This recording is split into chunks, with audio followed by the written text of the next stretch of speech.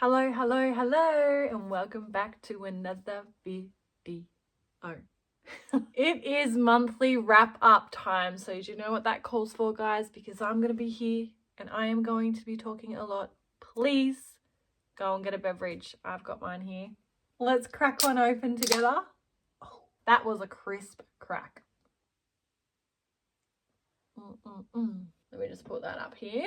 We have got a lot of books to talk about this month. I ended up reading for the month 10 books, and some of these were chunky monkeys. Yep, some of these were some pretty big books, so I was really happy because I've never hit the 10 book mark before. So I was really happy, and also really proud of myself internally because yes, some of them were really big books. So we have got a lot to yap about today. Let's yap about some books, go and get your drink, and let's just get straight into it. If you've been here before and you've watched one of my monthly wrap-ups, you will know that I always do my rating system after talking about each book, but I always compare my rating to the Goodreads community rating. So I'm going to tell you what I rate the book, then I'm going to tell you what the reading population of Goodreads rates the book as well, because I find it interesting myself to see if I'm like on par with other people, or I think what other people think, or you know, if I'm kind of enjoying books that everyone else is enjoying, or if I'm not liking books that people aren't liking. Yeah, I always include that in my monthly wrap-ups, and let's just get into the first book of the month, because when I say that my TBR for the month of May was probably one of the biggest like varieties and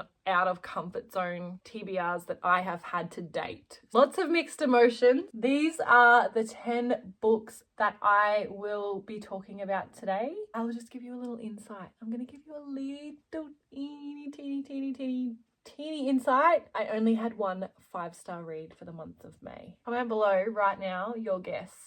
I want to know if you guessed the book that I rated 5 stars. Never mind the old bookshelf behind me. I am in the middle of doing some rearranging, as you can see. Love that. I'm running out of room. I need a library. I'm running out of room and I need a library. I only have this bookshelf and it's just getting really hard now to fit everything on there. So I'm just kind of displaying my favorites, but anyway, it's going to be a rambly video. Let's get into the first book. The first book that I read for the month was Caraval by Stephanie Garber. This is obviously the first book in the Caraval series. This was something that was definitely out of my comfort zone. I have not read anything with like magical elements in it before. Yes, I've read romantasy books, but this one is magic. The first 30% of this book didn't really like catch me. I was like, oh, maybe I might start another book. You know, I've got lots of books on here and I know that I'm going to enjoy them. But the reason for picking this one up, I ended up gravitating towards wanting to start this series because I have the whole series, like the trilogy of the Once Upon a Broken Heart series. I have all 3 books sitting there. Everyone's like, no, you need to read Caraval first, read Caraval first. And I do feel like I'm really behind in the bandwagon because I feel like a lot of people have read this series and I feel like it was popular years and years ago. The first 30% of this book, I was like, oh, I don't really know if this is for me. But then I saw all these magical elements come into play and I was like, hang on, like this is really intriguing me now and I'm really interested to see what's going to happen. I mean, that ending, I would never have guessed from the start that that's what's going to happen. And that to me is like, all right, I've got the addiction here. Like, get me on to the next book now. It got me, especially towards the end, but probably about the 50% mark. I was like, right, I'm enjoying this. But I rated this book a solid 3. When I finished, I was like, oh, I'm not sure. I'm kind of stuck in the middle. I don't know. Like, it wasn't bad, but it wasn't like amazing. Last bit towards the end was like reeling me in. And I was just so curious as to like where they're going to go from here in a second book. So solid 3 for me in the end. Goodreads rates it at 3.97, so I'm still kind of on par. The next book that I picked up was the second book in the Akatar series, which is A Court of Mist and Fury by Sarah J. Maas. This book, again, like Caraval, I'm very behind. I have only kind of just started dabbling my feet in the fantasy world. Like, everybody knows that I love Fourth Wing series and I love the Powerless trilogy. But other than that, I have not really dabbled in any other fantasy. So everyone raves about this series. One of my friends actually gifted me the whole series. I am slowly making my way through them. Currently, actually, as of now, I only have the last book left to go. I was really nervous to start this one and putting this one off for a couple of reasons. One, whenever I ask someone what their favorite book out of this series is, 9 times out of 10, it's this one. And I get really, really nervous going to read books that are like so hyped and so many people love, because I am just so scared that I'm not going to like them as much as other people do. The second reason for this was after I read the first book, A Court of Thorns and Roses, I was seeing ACOTAR stuff all over BookTok. I get on TikTok. Oh, here we go. Here's an ACOTAR spoiler. It was just everywhere. So I'm like, oh my God, I know what happened. I know what's going to happen in the next book, because I am seeing all of this book everywhere. I was still very intrigued. I wanted to form my own opinions in regards to the whole Farrah, Hamlin, Rysand kind of triangle.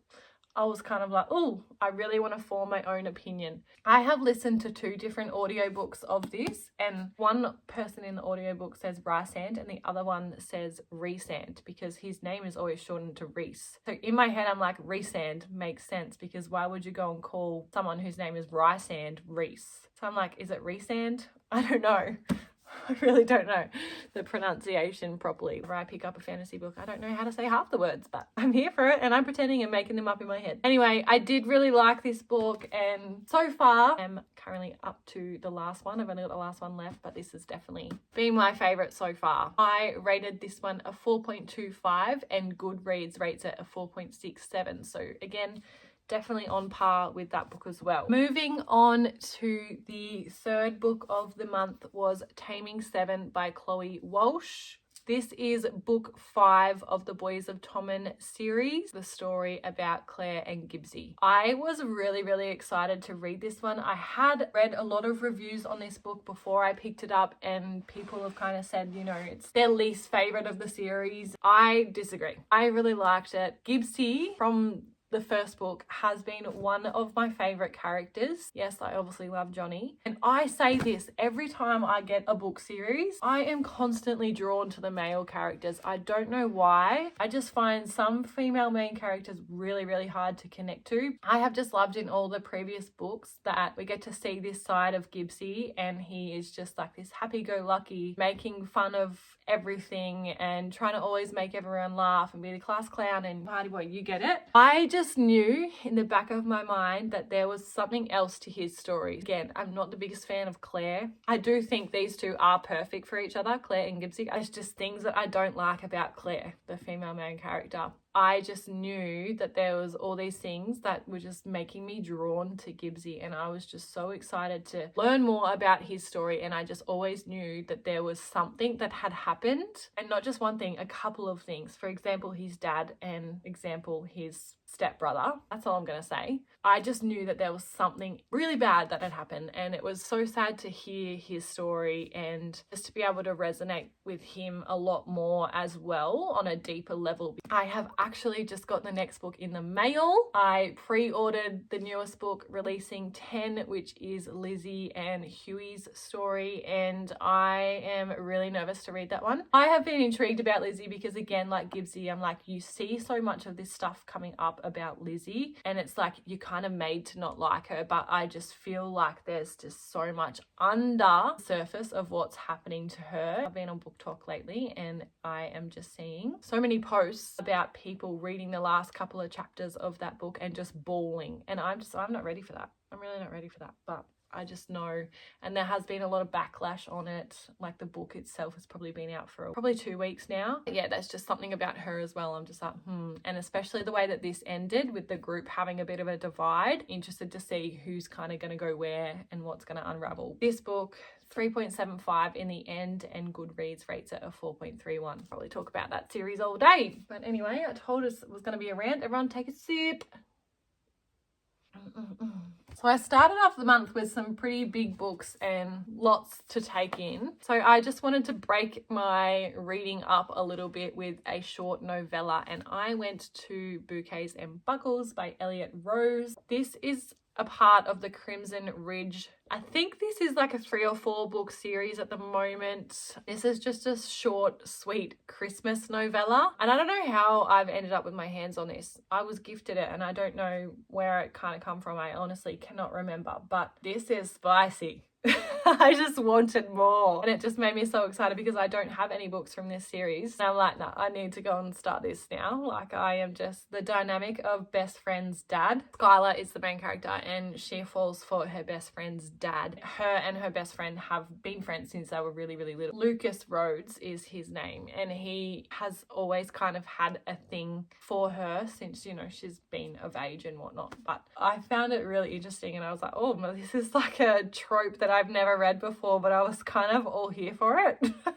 And this was spicy, and I just immediately, I need to go and get the Crimson Ridge series because this little novella, however it landed in my lap, thank you, because you have opened my eyes and I need to go. I can imagine the amount of cowboy spice that's going to happen in this series, and I'm all here for that. I rated this a 2.5 in the end just because I'm like, I want more. It was good, but I felt like obviously being so short, it was like 200 and something pages, I was just like, I need more. It was really rushed. So that's why I rated it that. Goodreads community rates it a 4. Let me get this series, please. Then I moved on to book 5 of the Eden series, which is Jasper Vale. Actually, it's book 4. I'm reading book 5 actually currently right now. This is Jasper and Eloise's story, and I just feel like this series keeps getting better and better. I have said it so many times in my reviews, but this is cowboy romance, small town vibes. There is just something about this series that just keeps reeling me in. It is cowboy romance with a side of suspense. There is always something else happening. It's almost like a bit of a mystery. I just love this series. I love this family. I love this series. I just want to be in Eden and I want to go to Montana and live in Quincy on the ranch. And yeah.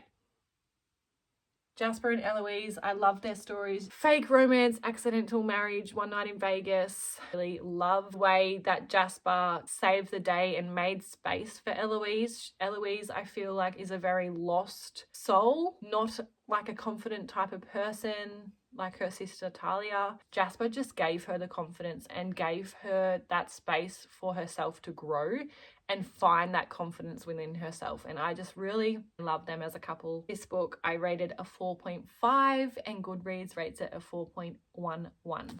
Guys, we're up to the 5-star read. The 6th book of the month that I read was my 5-star read for the month, the one and only. Did you pick it? We'll soon find out. I love this series. This series is a 5-star series across the board. I don't think I have rated a book out of this series under 4.5 stars. That book that I rated a 5-star for the month was Play Along by Liz Tomford, the 4th book in the series, and this follows Isaiah Rhodes and Kennedy. Isaiah, he is just like golden retriever. He comes off as this playboy, you're in for a good time, one night stand type of person, no commitment, comes off that way, but we find out there's so many reasons as to why he does that.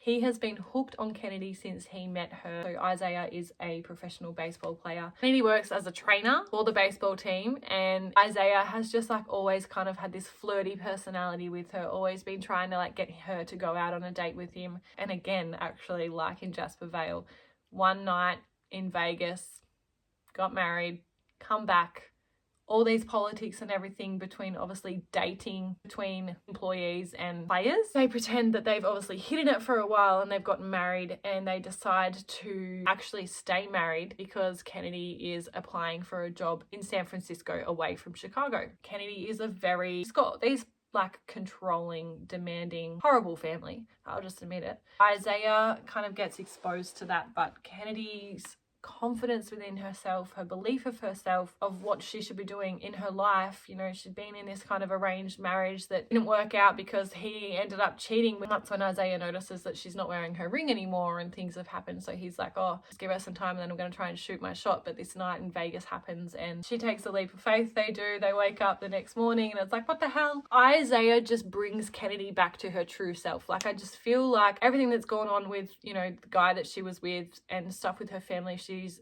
very much so a shell of a person. She's just gone into her shell, and Isaiah just helps bring her out, brings up her confidence within herself, within the bedroom. They've kind of got this deal that she uses Isaiah. Learn things within the bedroom, learn things with physical touch and everything, because a big thing with her, which you find out in the book, she's got problems with physical affection, and goes to Isaiah asking if he can help her with that sort of stuff so that she's more comfortable and she's more confident. So she was to go out on a date with someone, she wouldn't just shut down, and you know, she would warm up to people when they touch her. She's not flinching and pulling away. And they've kind of got this thing going on, but Isaiah's like, oh, as it gets further into it, he's like, oh, like, you realize that it kind of hits him, and he's like, why am I doing this when I am head over heels for you, and I'm just prepping you up and doing all this stuff for you to then go and do it to someone else? Oh, just no words. Like, this honestly is such a good book. And I loved these two characters, and I loved their dimension and the way that they just help each other out. And I absolutely loved it. I really did. I really loved it. Obviously, I rated it a 5 stars.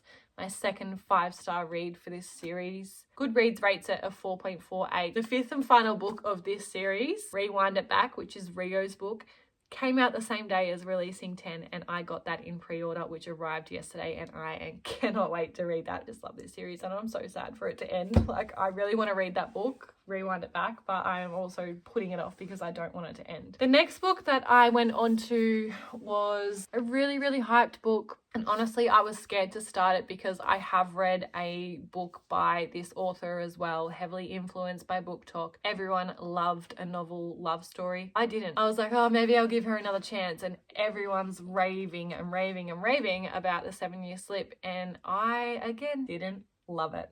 I don't know if this author is for me, guys. I really don't know. Should I give her one final chance? I really don't know. But when I read the synopsis for this book, I was like, holy moly, like, is she having she's in love with a ghost? Like, it took me so long to be able to wrap my head around it. But pretty much what happens is she goes back in time. Clementine is her name. She is like a publicist or something. She works at a publishing company anyway. Her grandmother passes away, and she gets given her grandmother's apartment. And there has always been this like magical element with her grandmother's apartment. She has like these rules of don't fall in love in the apartment, take everything with a grain of salt. Some reason and somehow the apartment goes back in time. Some days she'll walk in and it's like a normal day, and then she'll go back in and it's 7 years prior, and she has this housemate, Ewan, who we end up finding his real name is James, and he is in there, and she ends up forming a connection with him, but she remembers in her mind that her grandmother says don't fall in love in this apartment. That's kind of happening, and Clementine's constantly going home hoping that she's stepping back into this room 7 years ago so that she can be with Ewan, and she gets quite emotionally attached to him. Isn't until her publishing company is trying to come up with some sort of cookbook and do something in relation to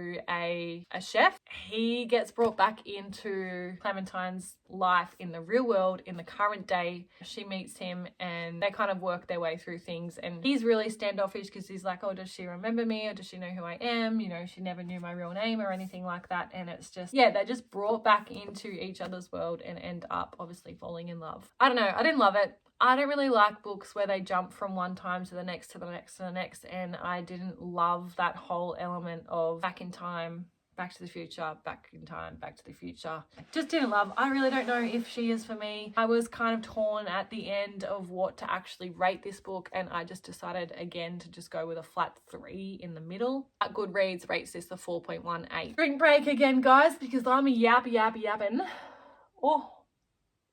But hold on, we've only got 3 books, 3 big books. The next book that I am moving on to, I actually have some books right behind my head by this author. I am a big Daisy Hates girl. I love the Magnolia Park series when the Daisy Hates books are happening. I was actually quite intrigued by the Conditions of Will. When I read the synopsis, I was like, oh my God, like this is going to be a really, really good book. But again, I was just so torn. There was parts that I liked, there was parts that I didn't like. Found the psychoanalysis stuff really interesting. interesting, but at the same time I was like, I'm over this. I just got sick of the psychoanalysis. I also cringed so much in this book. Sorry, I'm really sorry, because I know a lot of people have rated this 5 stars and absolutely loved it. But how can you fall in love with someone after like 3 or 4 days? Fully, what was it, a week? 6th or 7th day, she's saying that she loved him. I did like Georgia as a character, and Sam, he was just such a blessing. So actually, this is another thing that kind of put me off. I listened to the audiobook as well. Like, I was kind of dummying between the two. I was reading and I was also listening. Oh my God, guys, the audiobook is terrible. I'm sorry, I said it. Especially when Sam was talking, because he's an Australian. Whenever he spoke in the audiobook, I was like, oh my God, this is just terrible. Terrible. I'm Australian. I don't sound like that. Like, the thick Aussie accent was really, really overplayed in the audiobook, and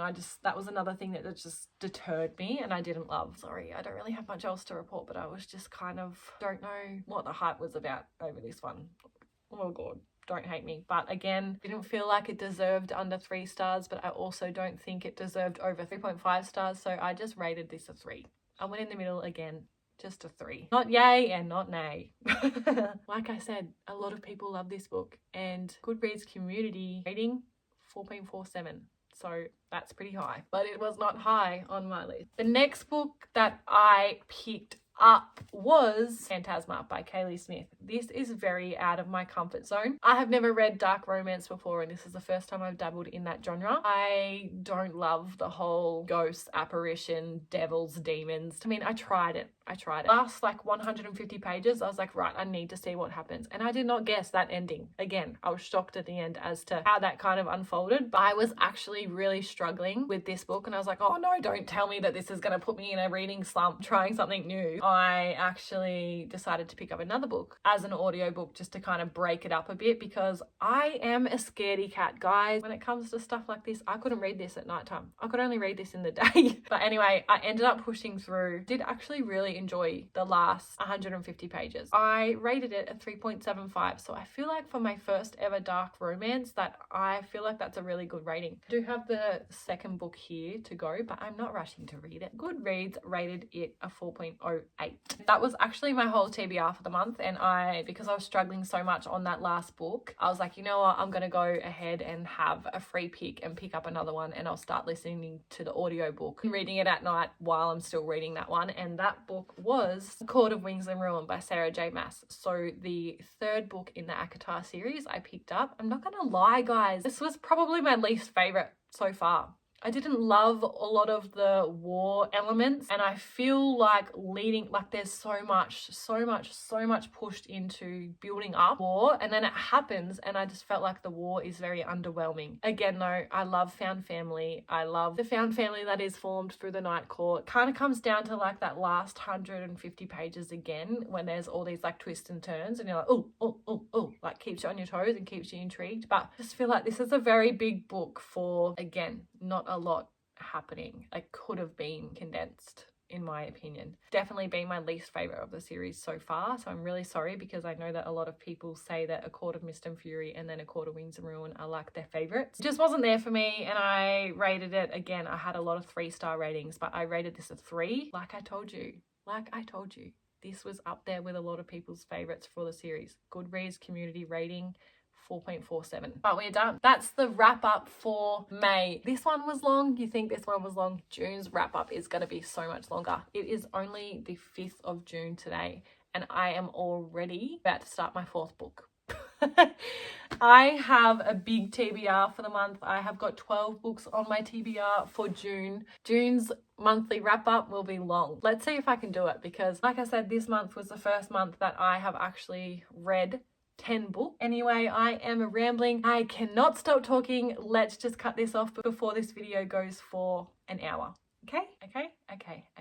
I've definitely got wings. Thank you, Red Bull. Please sponsor me if you want.